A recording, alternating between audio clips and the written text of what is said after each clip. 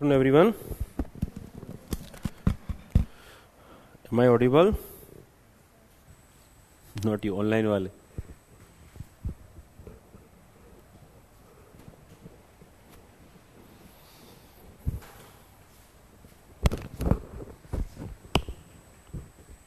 कितना अटेम्प्ट हुआ 2 घंटे में? हाँ, क्या हुआ प्रिया?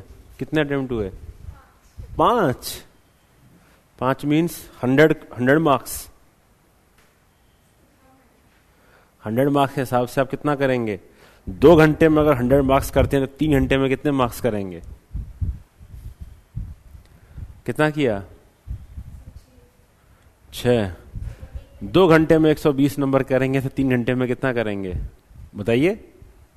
सी सेट बोलो कितना हुआ? 180. सही है. 180 अटेम्प्ट ठीक है. हाँ, 180 आंसर ठीक है. अच्छा, दिव्या जी कितना किया आप? 5. 7 किए किसी ने? आपने किए? आपने 7 किए. Very nice. आपने? तबीयत क्या हुआ? सही नहीं हुई कि उनकी तबीयत? अभी पूछा नहीं, बात नहीं हुई. अच्छा. आप क्यों नहीं आए कल प्रिया? आप क्यों नहीं आए कल? तबीयत ओके. ठीक है. देन आज कुछ आईआर के केस स्टडी हैं, कुछ लॉ एंड ऑर्डर सिक्योरिटी के केस स्टडीज हैं. Then some case studies are on corruption that you want to do and utilization of public fund.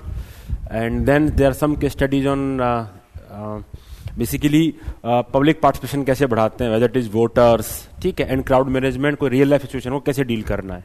ठीक है. सो थोड़ा डिफरेंट करने का मैंने प्रयास किया कि so that you can have different experience with respect to the type of case studies that you are practicing.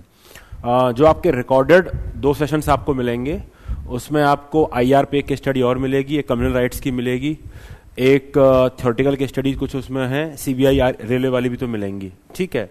तो ये मैं आपको कल या परसों तक 2 सेशन उसके और 2 इसके अपलोड करवा दूंगा. ठीक है. Okay. And when do you want the test to happen?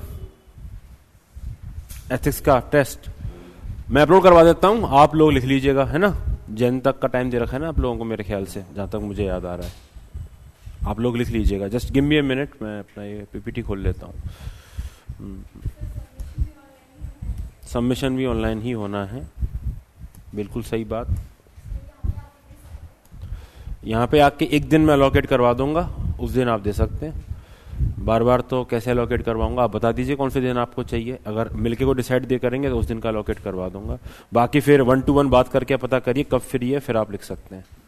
मतलब ऑफिस में ही पूछ लेना कब फ्री है, then they will let you know कि ये कब फ्री है. आई थिंक बगल वाले क्लासरूम में आप लिख सकते हैं, लेकिन आपको पूछना पड़ेगा. इनसे ही पूछ लेना, ये बता देंगे. सोनू जी द बॉस है यार. ही डिक्टेट टर्म्स, किसकी क्लास चलेगी, कब चलेगी, कितनी चलेगी.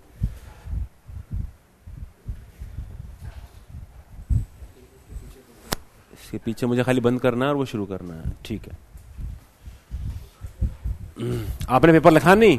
आपने? हाँ जी, आपने लिखा था घर पे. अच्छा, घर पे लिख के, ये भी सही स्ट्रेटजी है. ठीक है. कितने अटेम्प्ट किया आपने? 3 ऑप्शनल की क्लास. ठीक है, गॉट इट. ठीक है, तो स्टार्ट करते हैं.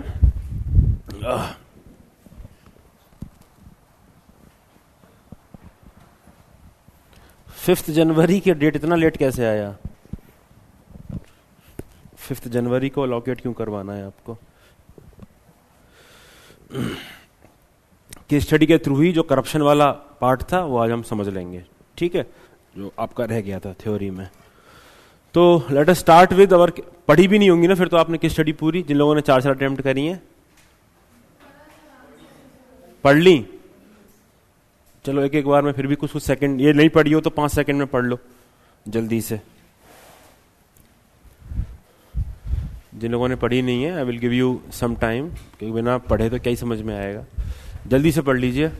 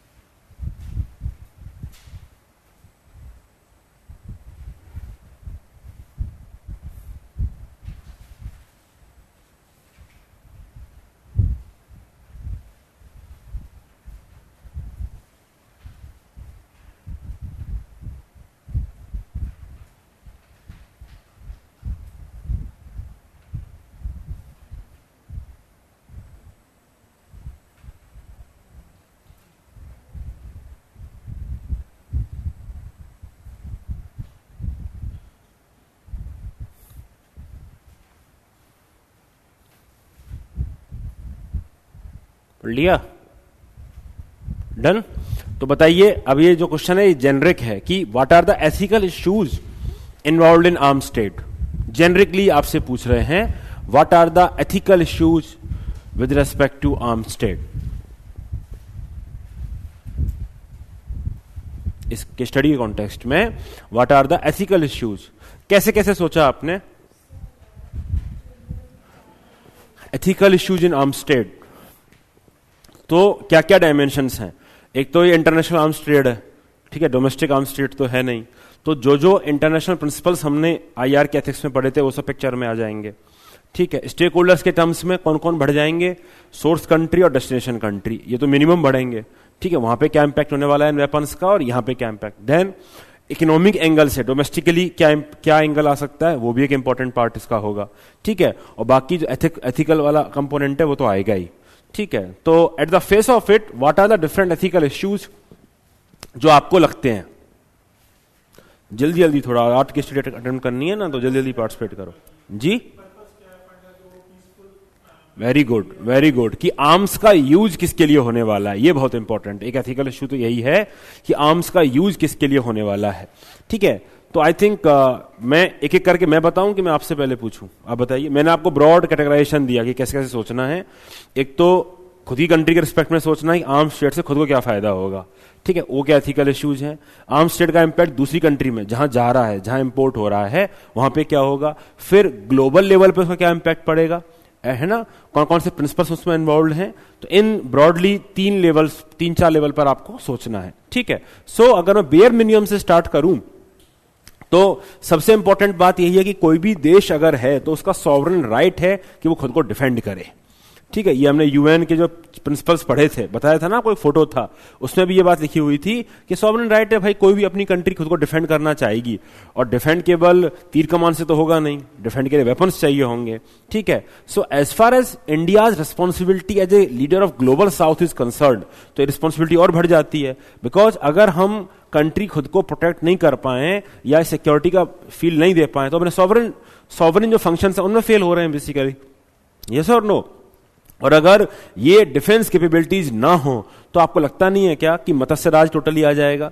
कुछ भी अगर डिफेंस कैपेबिलिटीज नहीं हुई तो पहला एथिकल इश्यूज तो यही है कि इंडिया की सॉर्ट ऑफ रिस्पॉन्सिबिलिटी है, ठीक है, सॉर्ट ऑफ ड्यूटी है as a leader of global south कि वो एज फार एज पॉसिबल जो सॉवरेन फंक्शन है कंट्रीज के उनको फुलफिल करने में मदद करे, ठीक है। अदरवाइज देयर विल बी मत्स्य राज। आ रही बात समझ में, ठीक है। तो ये जो बेयर मिनिमम प्रिंसिपल है प्रोटेक्शन का, सॉवरेन ड्यूटी का, जो हम सोशल कॉन्ट्रैक्ट में कोई भी नेशन अपने देश के नागरिकों को प्रॉमिस करता है कि हम आपको सिक्योर रखेंगे, तो उसकी बात आ जाएगी। लेकिन एट द सेम टाइम अगर आप इंडिया जैसे नेशन की बात करें तो अगर वेपन करेंगे तो इंडिया की जो इमेज है, इंडिया की सॉफ्ट पावर क्या है, नॉन वायलेंट नेशन है, महात्मा गांधी का देश है। It might take a hit. अगर हम वेपन बहुत ज्यादा ट्रेड करने लग गए हैं तो आपको पता है इसके लिए टर्म भी होता है मर्चेंट ऑफ डेथ, ठीक है, कि basically you are profiteering from something that will cause death, ठीक है। तो you will be called merchant of death, ठीक है। तो इंडिया की जो सॉफ्ट पावर है ठीक है, इंडिया की जो इमेज है उस पे इंपैक्ट आने के इससे चांसेस हैं। Then enhance responsibility to ensure ethical end use, केवल वेपन देना काफी नहीं है, we must ensure at least to the extent कि हम जितना असर्टेन खुद को कर पाए कि भैया ये गलत हाथों में ना जाएगा। फॉर एग्जाम्पल, अगर सपोज इंडिया को टेक्नोलॉजीज देनी है, वेपन टेक्नोलॉजी ट्रांसफर करनी है या कोई ऐसे लीथल वेपन्स देने हैं, तो क्या इंडिया पाकिस्तान को दे पाएगा? क्योंकि पाकिस्तान या अफगानिस्तान को दे पाएगा? अफगानिस्तान को जो हमने असिस्टेंस दी वो कभी वेपन के टर्म्स में नहीं दी, वो हमेशा पीसफुल ह्यूमैनिटेरियन असिस्टेंस हमने दी। द रीजन इज कि अगर कंट्री में सिविल कंट्रोल नहीं है और ये चांसेस हैं कंट्री में कि रोग एलिमेंट्स के हाथ में वो वेपन्स पड़ जाएं, तो ये हमारी ही एथिकल रिस्पॉन्सिबिलिटी बन जाती है, हमने वो क्यों पहुंचाए वहां पे। ठीक है, so ethical issue is legacy of responsible nation. आपने देखा होगा जब सिविल न्यूक्लियर सप्लाई ग्रुप से हमें वेवर मिला था, सिविल न्यूक्लियर डील यूएसए से हुई थी 2005 में, तो हमारी रिस्पॉन्सिबल मॉडल सिटीजन का जो इमेज है इसका बहुत बड़ा इंपैक्ट था कि हमने कभी भी थ्रेट करने के लिए, ये सब करने के लिए न्यूक्लियर इसको इस्तेमाल नहीं किया। That is why we got that waiver actually. तो इस इमेज को थ्रेटन होगा अगर हम ये रिस्पॉन्सिबिलिटी इंश्योर नहीं कर पाते। एथिकल इश्यू है कि एंड यूज उसका क्या होगा, इसको अगर हम इंश्योर नहीं कर पाते हैं तो। ठीक है, then profiteering from arms export, that is merchant of death perspective. Basically here the issue is कि क्या हम जो वेपन्स दे रहे हैं क्या हम प्रॉफिट कमाने के लिए दे रहे हैं, या बेसिकली एंड गोल क्या है, क्या हम प्रॉफिट कमाने के लिए दे रहे हैं या फिर दूसरे कंट्रीज को हेल्प करने के लिए दे रहे हैं। अगर आपको पार्लेंस ड्रॉ करना है तो वॉर में करिए, वॉर हम पीस एस्टेब्लिश करने के लिए कर रहे हैं या रिवेंज के लिए कर रहे हैं, तो इंटेंशन मैटर्स। तो बेसिकली प्रॉफिट हो रहा है, it is a by product, profit के लिए ही कर रहे हैं, इट इज डिफरेंट थिंग। ठीक है, सो that is ethical issue involve कि प्रॉफिटियरिंग की ओर हम क्या हम जा रहे हैं। प्रॉफिट हो रहा है एक अलग चीज है और प्रॉफिटियरिंग हो रहा है अलग बोल है, क्योंकि अगर हम प्रॉफिटियरिंग की ओर जाते हैं तो मर्चेंट ऑफ डेथ तो आएगा ही, it will compromise our diplomatic goals. कोई भी कंट्री जो अगर वेपन को सेल करना चाहती है वो कभी भी ग्लोबल पीस में तो बिलीव नहीं करेगी, वो हमेशा चाहेगी कि रीजनल कॉन्फ्लिक्ट जो परसिस्ट करें, किसी ना किसी एक रिबेल साइड को वो अपने साथ में लेके उसको वेपन सप्लाई करेगा। आपको देखना है यूएसए का देख लीजिए, रशिया का देख लीजिए, सारे कॉन्फ्लिक्ट जोन्स में दोनों ने अपनी अपनी एक साइड पकड़ ली है, उनको वो वेपन सप्लाई करते रहते हैं। ठीक है, तो वो ये तो नहीं चाहेंगे ना, इनहेरेंट कॉन्फ्लिक्ट ऑफ इंटरेस्ट है आपके लिए कि आप पीस वहां पे एस्टेब्लिश करें। ठीक है, सो ये वाली जो बातें हैं ये बहुत इंपॉर्टेंट बात हो जाती है। ठीक है, conflicting aims will be there. Then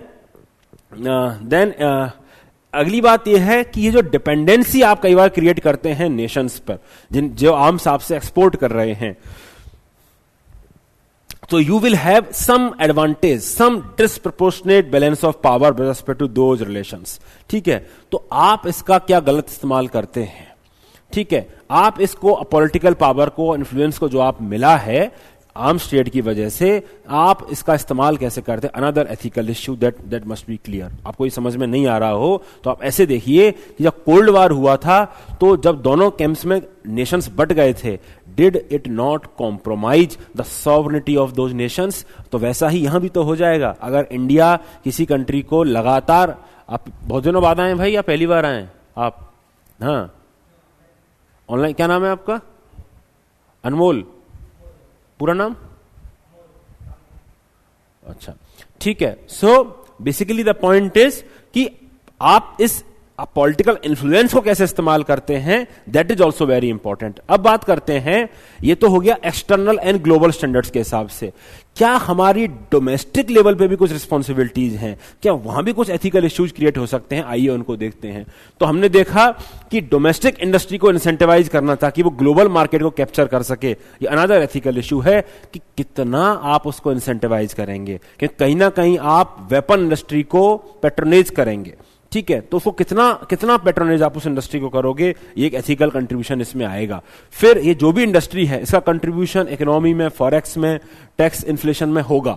ठीक है, इसका हमेशा डायरेक्ट कॉन्फ्लिक्ट आपके लिए रहेगा। ये अब मैं जब कॉन्फ्लिक्ट्स की बात कर रहा हूं, एथिकल इश्यूज की बात कर रहा हूं, अब मैं with respect to internal stakeholders versus global जो एम है उसके रिस्पेक्ट में बात कर रहा हूं कि मैं पीस ग्लोबल पीस की ओर जाऊंगा या मैं डोमेस्टिक इंडस्ट्री को प्रमोट करने के लिए जाऊंगा, ठीक है। Then another important part is कि अगर मैं केवल इस प्रॉफिट के हिसाब से ना भी देखूं तो अपने आप में जो आर्म्स इंडस्ट्री है, इसमें जो साइंस एंड टेक का R&D में इन्वेस्टमेंट है, it always helps जब ये बाकी सेक्टर्स में स्पिल ओवर होता है, ठीक है। तो अगर मैं आर्म्स इंडस्ट्री को जकड़ के रखता हूं, नहीं करता हूं, तो कहीं ना कहीं मैं उस R&D पे भी अंकुश लगाता हूं। फॉर एग्जांपल शायद यूएवी पहले किसके लिए बने होंगे, वेपन के लिए बने होंगे या वार के पर्सपेक्टिव से बने होंगे, बट यूएवी का सिविलियन यूज हम काफी देखने लग गए हैं। मैं एग्जांपल के लिए समझा रहा हूं आपको कि ऐसे बहुत सारी टेक्नोलॉजी हैं जो वार के लिए डेवलप करी गई, जो मिलिट्री कैपेबिलिटीज के लिए डेवलप करी गई, लेकिन बाद में उसका स्पिल ओवर हुआ। So how do we control this part कि कितना R&D में इन्वेस्टमेंट होना चाहिए, क्योंकि अगर नहीं करते हैं then it will be a problem. Then industry में किस तरह के आर्म्स आप बना रहे हैं, क्या आप ऐसे आर्म्स बना रहे हैं जो ग्लोबल पीस को थ्रेटन करते हैं, क्या आप ऐसे आर्म्स बना रहे हैं जो globally banned another ethical issues. For example India hydrogen bomb बनाना शुरू कर दे, for example weapons of mass destruction बनाना शुरू कर दे, तो गलत बात हो जाएगी, वो बैंड प्रोडक्ट्स हैं। तो किस तरह के वेपन बना रहे हैं, another ethical issue will be there, ठीक है। And ultimately overall it may go against the SDGs। तो आप मैं समझाना चाह रहा हूं, इतना आप लिख नहीं पाएंगे एक्चुअल पेपर में, बस आप कैटेगराइजेशन में आपको समझाना चाह रहा हूं कि that is how international relation में, that is how you need to generate ethical issues. आप डेस्टिनेशन के रेस्पेक्ट में देखिएगा, ग्लोबल लेवल पे देखिएगा, लेकिन आप डोमेस्टिक जो एस्पेक्ट्स हैं उनको मत छोड़िएगा। डोमेस्टिकली भी काफी सारे एथिकल ऑब्लिगेशंस आपके ऊपर आते हैं। यस और नो, डोमेस्टिकली इकोनॉमी का है, इन्फ्लेशन का है, एम्प्लॉयमेंट का है, R&D का है, ये भी आपके लिए उतने ही बड़े एथिकल इश्यूज हैं जितने बाकी एथिकल ऑब्लिगेशंस हैं। So I just want you to think very broadly whenever it comes to ethics in IR। Refugees के ऊपर एक क्वेश्चन है, वो आपको रिकॉर्डेड में मिलेगा, वो भी एक देख लेना, IR में ही है, ठीक है। उस कंपोनेंट में उसको देख लेना। तो 2 क्वेश्चंस आपको IR के हो जाएंगे। फिलहाल आप इस प्रिंसिपल्स को एक बार और देखिए, फिर हम आगे चलते हैं, आगे वाले पार्ट पे आप क्या करेंगे। नेक्स्ट, एनी डाउट ऑनलाइन वालों, any doubt?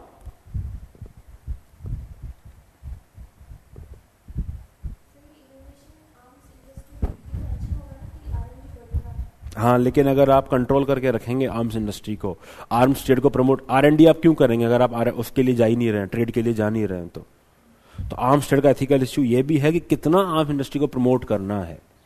R&D will require funds, और ये फंड्स आप जेब से कब तक लगाओगे, क्योंकि R&D तुरंत रिजल्ट देता नहीं है, ठीक है। तो ट्रेड के हिसाब से लगता है, वो इश्यू है, वो एथिकल इश्यू है कि कितना फोकस इंडस्ट्री पे किया जाए, क्योंकि ये वेपन के खिलाफ जाता है, ग्लोबल पीस के खिलाफ भी जा सकता है ना। तो वो वाला एथिकल इश्यू जिसमें आते हैं इन्फ्लेशन, एम्प्लॉयमेंट, वो वाला पार्ट आएगा, ठीक है। नाउ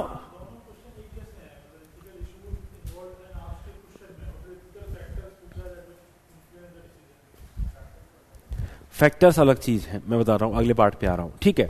तो basically these are the overall ethical issue जो किसी भी आर्म्स ट्रेड में इन्वॉल्व होते हैं। Now when it comes to transfer the arms, when it comes to trade the arms, थोड़ा थोड़ा ये डॉक्टर डबल इफेक्ट है ही है। वॉर था तो ये भी है, क्योंकि जब वेपन्स आप किसी को दे रहे हो तो वेपन्स तो भैया पूजा के लिए इस्तेमाल तो होंगे नहीं, कोई ना कोई मरेगा ही मरेगा। सो that is something that you can foresee कि कुछ वायलेंस तो आप प्रमोट कर ही रहे हो, सीधा सीधा प्रमोट कर रहे हो, ठीक है। तो डॉक्टर डबल इफेक्ट हो गया। तो मैंने क्या तरीका बताया था आपको? यस, और इंटेंशंस, और बहुत बढ़िया, यही लिखना है, यही एथिकल फैक्टर्स हैं। इन्हीं के अराउंड आप अपने पॉइंट्स लिख सकते हैं कि एथिकल फैक्टर सबसे पहले क्या है कि आप यही देखेंगे कि इनएलिएनेबल राइट्स हैं स्टेट्स का टू एक्सरसाइज सेल्फ डिफेंस। तो उसके लिए they need independent military strength to deal with armed conflicts, न केवल दूसरे देश से बल्कि खुद के देश से भी। अगर other parties character of the nation track record देखेंगे, वो नेशन क्या रोग नेशन रहा है, क्या वहां पे बार बार आर्मी का कंट्रोल आ जाता है, इंसर्जेंट ग्रुप्स का कंट्रोल, जैसे तालिबान का आ गया अफगानिस्तान में, ऐसा है तो आप डेफिनेटली नहीं चाहेंगे कि वहां पे कुछ ऐसे वेपन्स जाएं, ठीक है। देन नेशंस का यूज कंडीशनलिटी एग्रीमेंट क्या है कि वो as a matter of last resort इस्तेमाल करेंगे, सेल्फ डिफेंस में करेंगे, यूएन लॉज को वायलेट नहीं करेंगे, that you will ensure. Aim क्या रहेगा? पीस एस्टेब्लिश करने का रहेगा, प्रॉफिटियरिंग नहीं रहेगा, ये एक एम का डिफरेंस आप क्रिएट कर सकते हैं जो एथिकल ट्रेड में आपके लिए एथिकल फैक्टर्स है। And then what are the safeguards और मिटिगेटरी फैक्टर्स जो आप डाइवर्जेंस के खिलाफ रोकना चाहेंगे, क्योंकि ये डॉक्टर डबल इफेक्ट में लगता ही है कि we need to mitigate the negative circumstances. मेरी बात समझ में आई? तो मोटा मोटा इन्हीं पैरामीटर्स पे you will take the call. आ रही बात समझ में? या तो आप इसको ऐसे कर सकते हैं या आप इसको ऐसे भी बता सकते हैं कि पहले मैं ये असेस करूंगा कि वो आइटम प्रोहिबिटेड है कि नहीं है, तो वो खत्म हो जाएगा, एक्सपोर्ट डिनाई कर दूंगा, नहीं है तो रिस्क असेसमेंट करूंगा, डाइवर्जन का रिस्क देखूंगा, मिटिगेटरी मेजर्स का देखूंगा, ओवरराइडिंग रिस्क देखूंगा। ऐसे करके यस नो करके भी आप 5 तरह से डिसीजन मेकिंग ट्री भी बना सकते हैं। ये आपके ऊपर है कि एथिकल इश्यू आप 1 by 1 ऐसे देख रहे हैं। आई मेरी बात समझ में? Any doubt is this? Online वालों एनी डाउट? कोई doubt?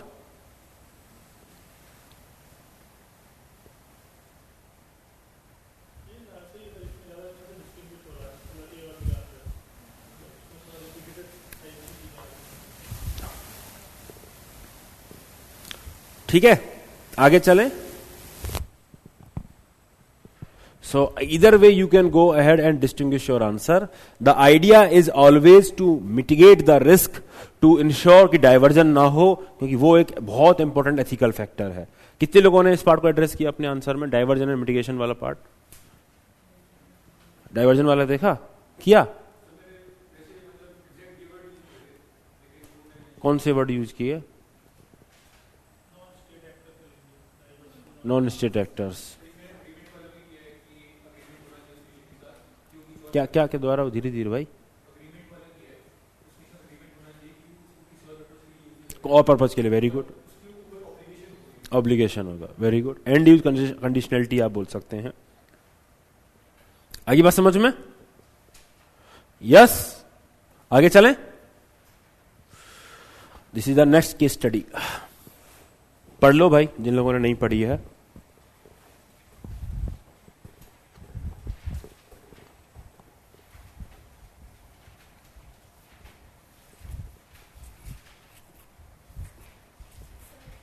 Ji,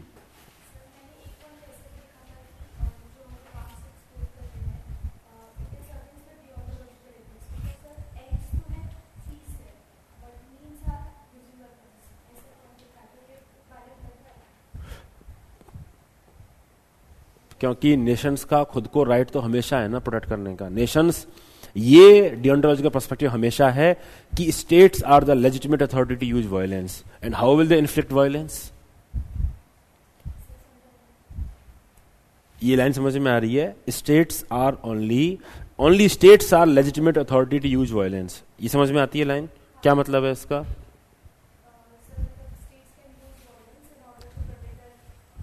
Only states can use violence. Let me make it very clear. Only states. You and me cannot use violence.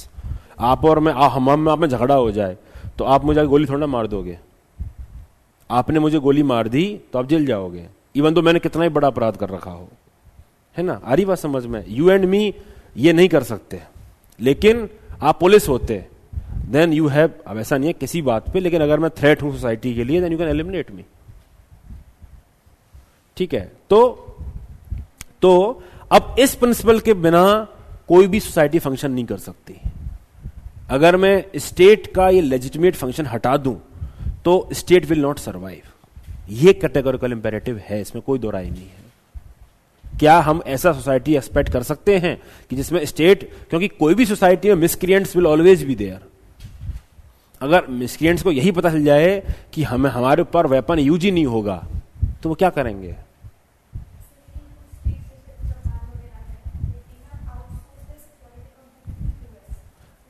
उससे क्या फर्क पड़? आउटसोर्स करना उनको एथिकल ऑब्लिगेशन से थोड़ा ना मुक्त कर रहा है।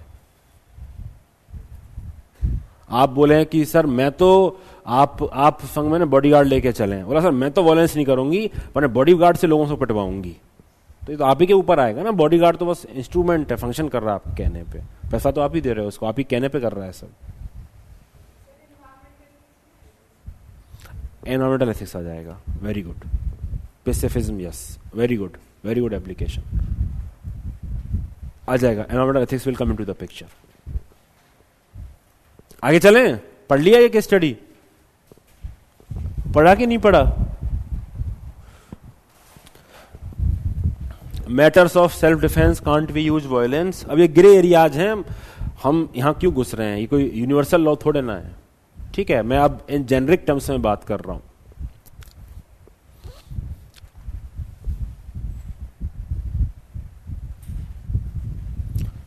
जब मैं कह रहा हूं लेजिटिमेट अथॉरिटी, तो मेरा मतलब है कि even though against your wishes I can implement that is what I mean when I am saying legitimate authority. Situationally violence हो रहा है नहीं हो रहा कोर्ट, वो अलग चीज है जी।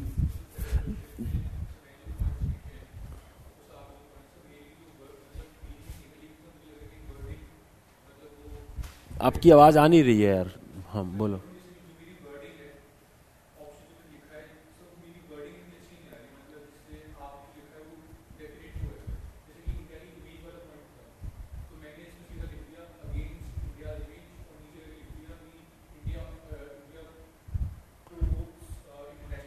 इतना दो लाइन लिखने की क्या जरूरत है? Against India's image of non violent nation, ये लिखना चाहिए था, छोटा हो जाता। ये तो लिखने से आएगा सर, आपको बहुत प्रैक्टिस करनी पड़ेगी इसकी। एथिकल टर्मिनोलॉजी, ये प्रिसाइसनेस, ये लिखने से आएगा, ठीक है? आगे चलें? यस और नो? सुनील पढ़ लिया आपने? केस स्टडी पढ़ ली? तो क्या है पहला क्वेश्चन? डिफरेंट ऑप्शंस क्या क्या हैं?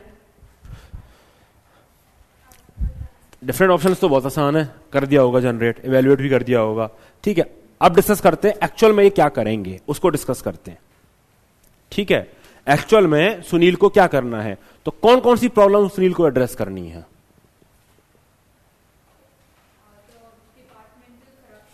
Departmental corruption, family security, personal security and illegal mining, ठीक है? अच्छा, इलीगल माइनिंग को रोकने के लिए क्या क्या एलिमेंट्स आएंगे?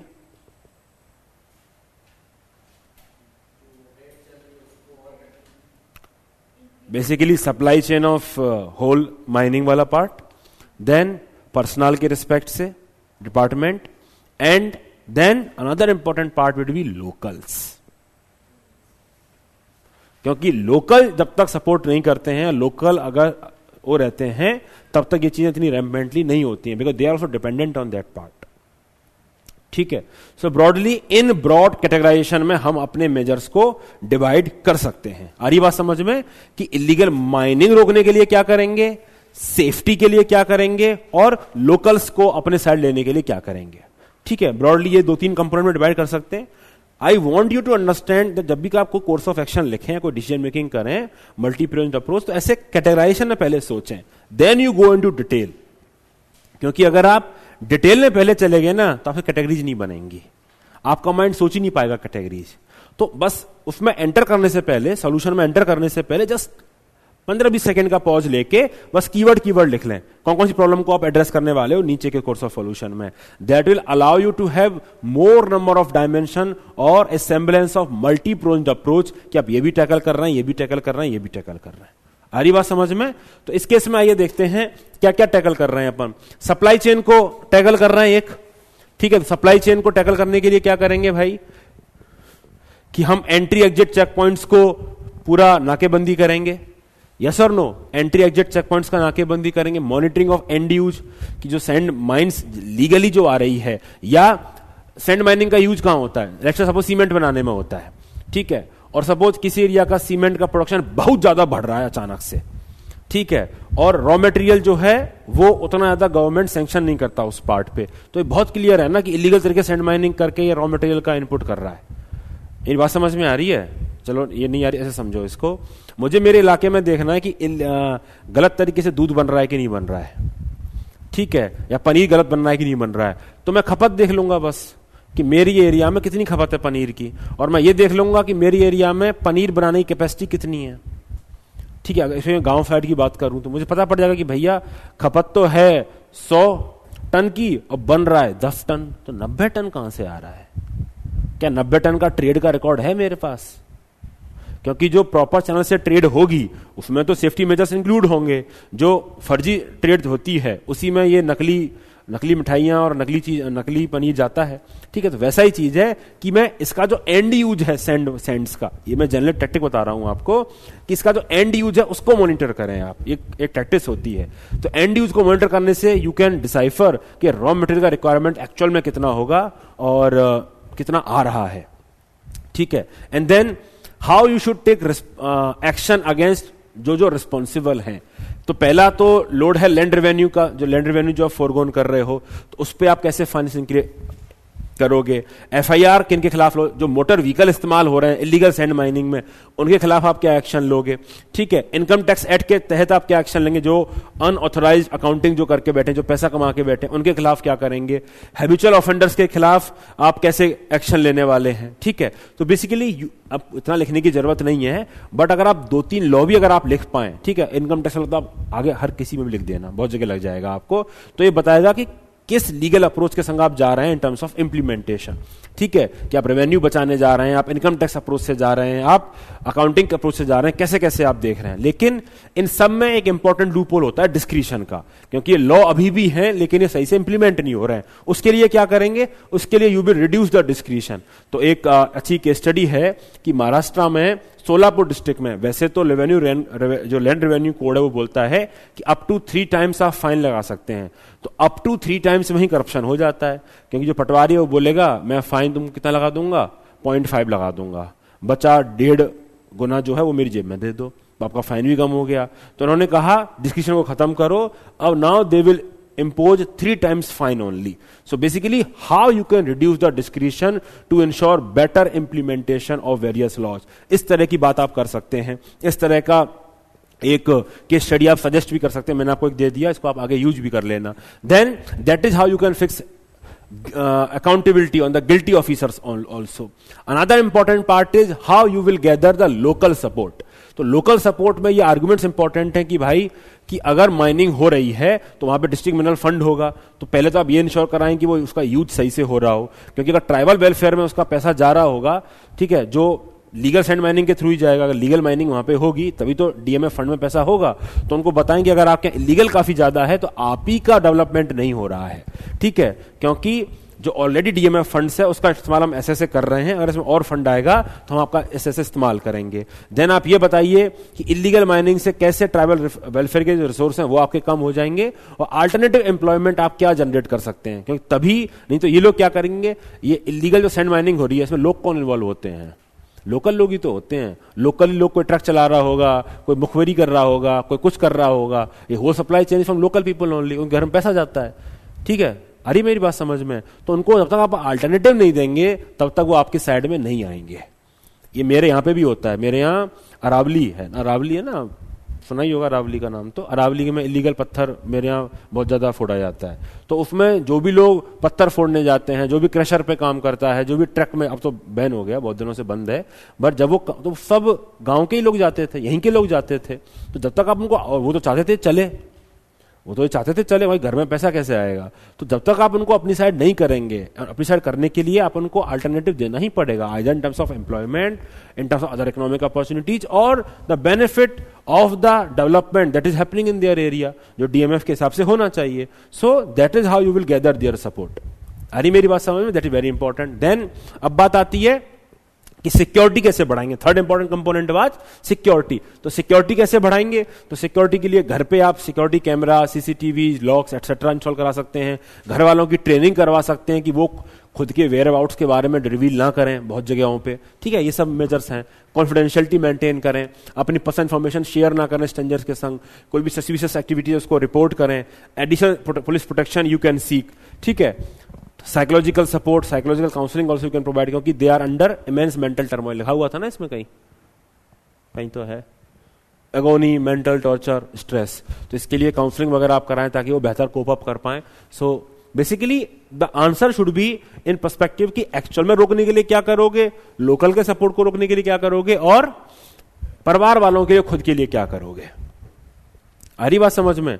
अब बात आती है क्यों करोगे, तो क्यों करोगे में तो आपके पास बहुत सारे रीजंस हैं, है ना। आप वर्च्यू अप्रोच लगा सकते हो, कंसाइंस लगा सकते हो, ब्लॉट ऑन योर रेपुटेशन लगा सकते हो, क्योंकि you are a man of integrity.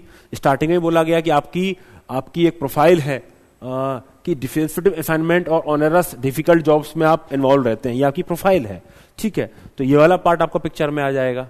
आगे मेरी बात समझ में, ठीक है। देन डेडिकेशन टू पब्लिक सर्विस, जिसमें आप बात कर सकते हैं कि it is about going beyond individualism, ठीक है। क्योंकि ऐसे ही अगर सारे सोल्जर्स करने लग जाएंगे भैया मैं तो घर जाऊंगा, मेरी जान को खतरा है, तो बॉर्डर पे कौन रहेगा, ठीक है। तो dedication public service means, philosophy of public service means that you go beyond individualism. Then categorical imperative, है ना। देन जस्टिस पिक्चर में ला सकते हैं, डेटरेंस, प्रेसिडेंट की बात कि क्या प्रेसिडेंट आप सेट करेंगे, ठीक है, और अपनी रिस्पॉन्सिबिलिटीज के बारे में बात कर सकते हैं। तो basically these types of argument more you can add actually, ठीक है। ये वाई एस्पेक्ट है कि आप डिसीजन मेकिंग क्यों कर रहे हैं, और ये व्हाट एस्पेक्ट है कि आप क्या कर रहे हैं। आ रही मेरी बात समझ में, यस और नो। आपका जो फाइनल कोर्स ऑफ एक्शन है, it can be A mix of various approaches also, ठीक है। जैसे आपने 4 ऑप्शन जनरेट करे, तो ऐसा हो सकता है कि 2-3 ऑप्शंस मिला के आपने एक फाइनल कोर्स ऑफ एक्शन बना दिया कि मैं अल्टीमेटली ये भी करूंगा। जैसे एक ऑप्शन इसमें यह बन सकता है केवल थर्ड वाला मिला के कि मैं परिवार की सिक्योरिटी बीफ अप कर दूंगा, ठीक है, I will beef up the family security, और ये सब मैं कर दूंगा, ठीक है। एक खाली इतना ही ऑप्शन बनता है खाली, ठीक है। तो ऐसे भी आप बात कर सकते हैं, डिफरेंट ऑप्शन जनरेट कर सकते हैं आप। कौन सा थर्ड पॉइंट है? सोल्जर्स भी घर आ जाएंगे तो क्या होगा, उनको भी जान का खतरा होता है। तो जान का खतरा पे अगर आप घर आने लगे तो कैसे होगा ड्यूटी?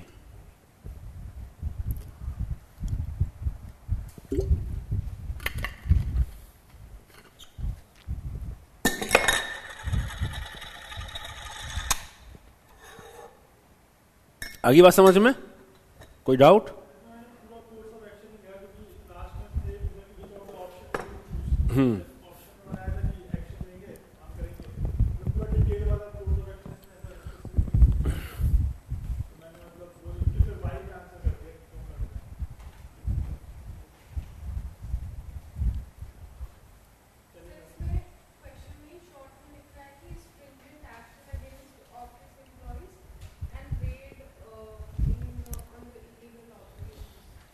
ठीक है, मतलब जो भी आप ऑप्शन लिखें उसमें अप्रोच दिखनी चाहिए कि आप 3 लेवल पे काम कर रहे हैं। जो भी कोर्स ऑफ ऑप्शन आप फाइनली ऑप्शन चूज कर रहे हैं, ऑप्शन में तो ये मेंशन होना ही चाहिए कि आप सिक्योरिटी के लिए, नहीं तो फिर आप डीमेरिट के उसको एड्रेस करके करिए। ऐसा भी कर सकते हैं कि इससे मेरी फैमिली को रिस्क होगा, फैमिली के लिए मैं ये करूंगा, ये भी कर सकते हैं। आ रही है आपको बात समझ में? वो लिखने का तरीका है, ओवरऑल अप्रोच ऐसे आनी है, कंटेंट यही आना है।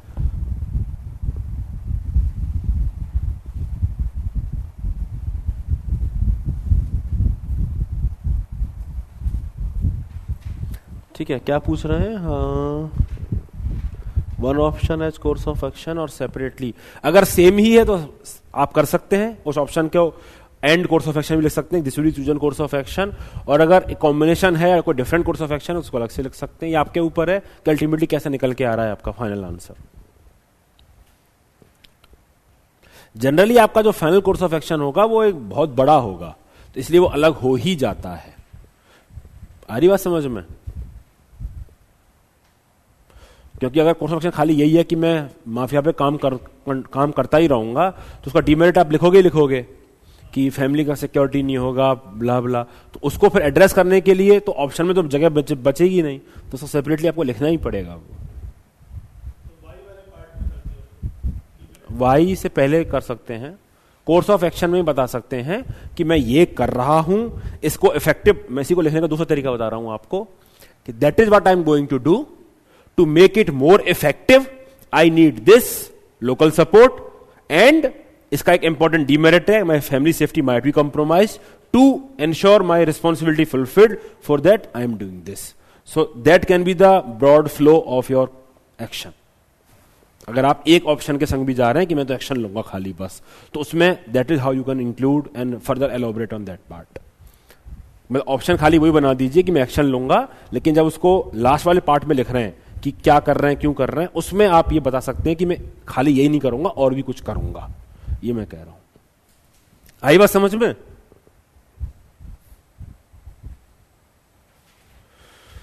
यस, आ गया? Next question.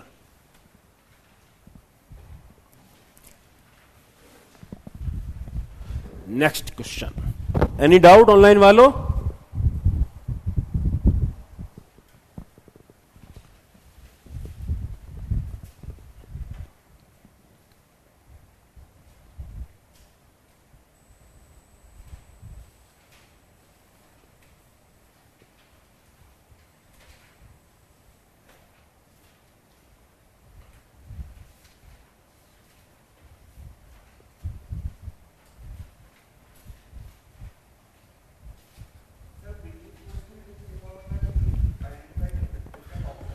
हाँ,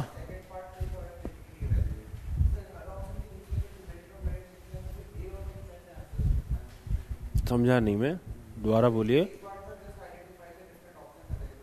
हाँ, ABCD करके 4 ऑप्शन आ जाएंगे कि ट्रांसफर सीख कर लो, सीनियर से एडवाइस कर लो, भाग जाओ, ऐसा करके 4 ऑप्शन खाली बना दो, बस ऑप्शन लिखना है। सेकंड पार्ट में उसका इवेल्युएट कर दो उसको।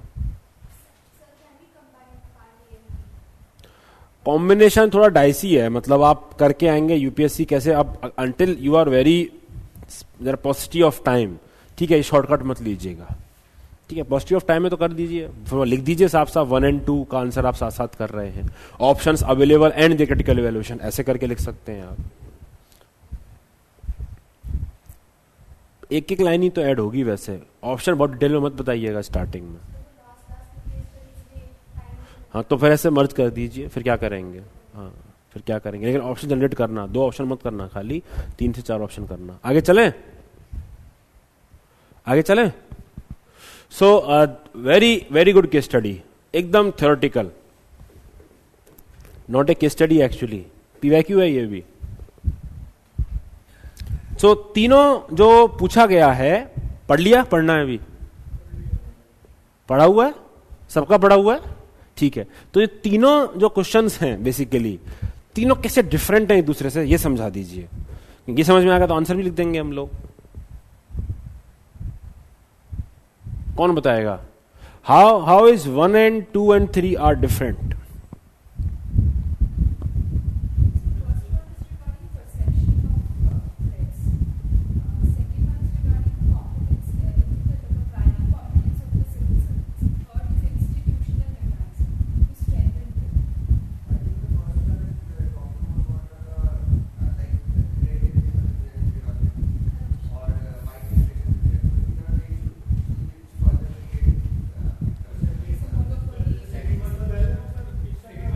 इंस्टीट्यूशनल मेजर्स तो तीनों के लिए देने हैं, आपको उसी का तो मेजर्स देना है।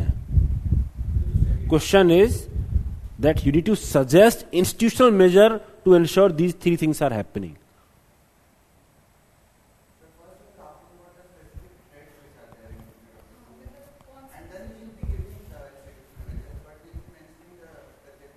No, very good, very good, very good. Now she has got the point. First one is about management of ethics. This thing is about ethical management, and this thing is about personal capacity building. First one is about that what should be the mechanisms in terms of institutions that will ensure that specific threats are anticipated beforehand. It is basically about the risk management. I am very proud of you. Very nice. First one is about ethical management. Sorry, management of ethics. आया difference समझ में? अभी नहीं आया समझ में? पहला है कि हम पहले से कैसे पता लगाएं कि हमारे गवर्नेंस में क्या क्या थ्रेट्स हैं। सेकेंड वन इज अबाउट कि हम सिविल सर्वेंट को ही इनकरप्टेबल कैसे बनाएं। थर्ड वन इज अबाउट कि हम ऐसा गवर्नेंस का सिस्टम कैसा बनाएं जिसमें करप्शन करना मुश्किल हो जाए। तीनों बहुत डिफरेंट हैं एक दूसरे से, ध्यान से देखो। नहीं आई बात समझ में? कितने लोग ये समझ पाए थे एक्चुअल आंसर देते वक्त? आपने समझा था? तो नहीं समझा था तो फिर अच्छा, अब समझने बात थोड़ा आ रहे हो। पहले का बताओ, कितने लोग इस पार्ट को एड्रेस कर पाए?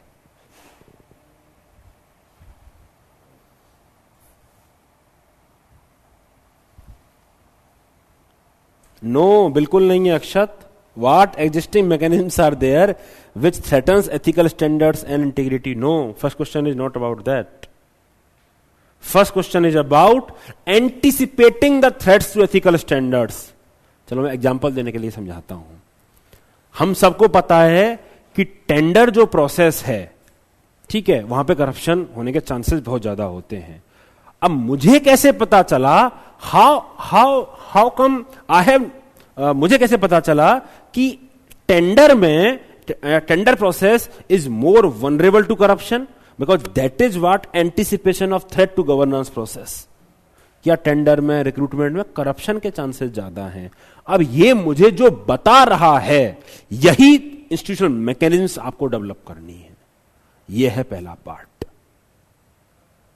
That is I am saying is a very good question, एकदम क्लियरली पूछा है। बताइए, डिस्कस करें, आगे डिस्कस करें। इन तीनों का कॉम्बिनेशन ही करप्शन को कैसे रोकेंगे, उसका आंसर है। ठीक है। So how do you anticipate the specific threats? Basically we all know that monopoly plus discretion minus accountability is corruption. तो whichever administrative processes are there जहां पे डिस्क्रिशन इन्वॉल्व है, they are, we can anticipate threats in those positions. और इसके लिए हम क्या करेंगे? We will do ethical audits. The institutional mechanisms here is that we will do ethical audits to identify risk that which process are vulnerable. इसके लिए हम legal audit कर सकते हैं कि लॉज में कुछ लूप होल्स हैं क्या। इसके लिए हम इंस्टीट्यूशनल ऑडिट कर सकते हैं कि इंस्टीट्यूशंस में कुछ लूप होल्स हैं क्या। Because only through this ethical audit और internal audit we will come to know that what are the specific threats, we can anticipate the threats. Another thing that we can do is risk management. We can do the risk profiling of the government job. That how certain positions, यहां पे हमने legal audit किया कि laws में कौन कौन से loop holes हैं। ठीक है, जैसे मैं एग्जांपल रेवेन्यू कोड का दिखाया ना, up to 3 times of revenue, now this was the loophole. तो लीगल ऑडिट में ये निकल के आ जाता कि भैया यहां anticipating, we can anticipate threat to ethical standards, ये loophole is being misused. तो सॉल्यूशन क्या आता? Minimize the discretion. Institutional mechanisms में कौन कौन सी एजेंसीज हैं, कौन कौन से इंस्टीट्यूशनल मैकेनिज्म्स हैं विच आर मोर, जैसे state public service commission versus UPSC को आप कंपेयर करके देख लीजिए कि यूपीएससी ऐसा क्या करता है जिसमें लोगों का भरोसा है, और SPSC, state public service commission, ऐसा क्या नहीं करते हैं जिससे लोगों का भरोसा नहीं है। डिफरेंस आ जाएगा। आई मेरी बात समझ में नहीं आई? यस और no? So that is what should be there. Then you can do the individual profiling, individuals का प्रोफाइलिंग, दोनों का, पोस्ट का एंड जॉब का। कौन कौन सी positions are more vulnerable with respect to threat to integrity? कौन कौन सी पोजीशंस आर मोर वनरेबल? कौन कौन सी पोजीशंस वनरेबल हैं? फॉर एग्जांपल फील्ड एडमिनिस्ट्रेशन की पोजीशंस, पटवारी, जिनसे सीधा सीधा लोगों का कॉन्टैक्ट है। Then we can do risk profiling of the persons also. कौन कौन से लोग हैं जिनका ट्रैक रिकॉर्ड रहा है करप्शन का। And then we can go ahead with high risk job going to low risk officer and high risk officer occupying low risk job. जैसे जो डेस्क जॉब्स होती हैं जहां पे डिस्क्रिशन बहुत कम होता है, जो वहां पे हाई रिस्क ऑफिसर्स को बिठा दें, और जहां पे हाई रिस्क जॉब है वहां पे लो रिस्क ऑफिसर्स को बिठाएं। That is what we can do. Integrity tests also we can do, and we can do proactive risk management also. That is also we can anticipate the threats. अगर कहीं भी छोटा मोटा गड़बड़ी आपको लग रहा है, then we can anticipate the bigger threats by acting proactively on small things. For example छोटा सा क्रैक ब्रिज में आ गया तो we can anticipate that this bridge में कोलैप्स लेटर. तो वैसे ही as soon as any irregularity suspected detected we will ensure कि हेड ऑफ द ऑफिस ने क्या एक्शन लिया और उसके खिलाफ एक्शन होना चाहिए. So that anticipate the bigger threat. Now ultimately it is about management of ethics that you rightly pointed out.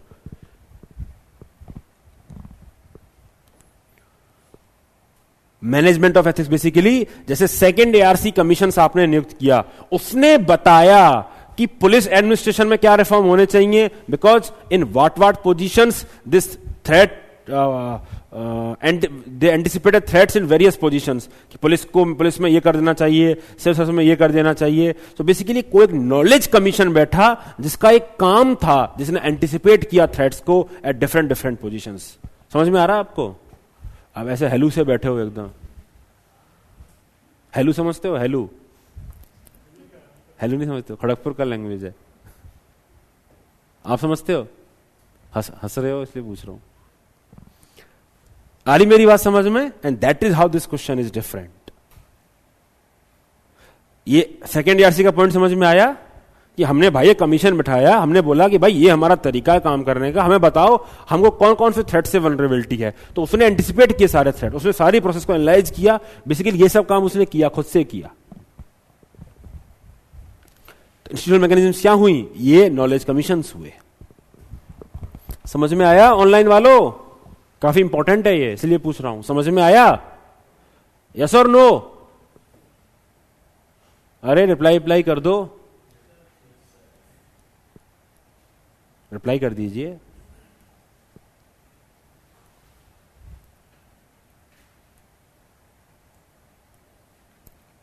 बताइए.